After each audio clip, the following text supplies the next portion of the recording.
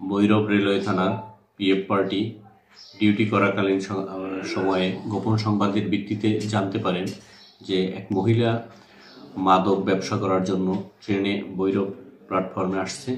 উক্ত সংবাদের ভিত্তিতে তারা অভিযান পরিচালনা করে এবং প্ল্যাটফর্মের পশ্চিমে আমাদের একজন নারী কনস্টেবলের মাধ্যমে সন্দেহজনক নারীকে আমরা তল্লাশি করি। তল্লাশিকালে ফিটিং অবস্থায় তার দুই পায়ে হাঁটুর নিচে 500 গ্রাম করে সুকৌশলে রাখা 1 কেজি গাঁজা তার দেহ থেকে তল্লাশির মাধ্যমে উদ্ধার করা হয়।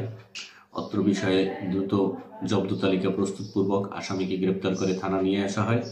মামলা রুজু করা হয়েছে এবং আসামিকে বিজ্ঞ আদালতে প্রেরণ করা হয়েছে।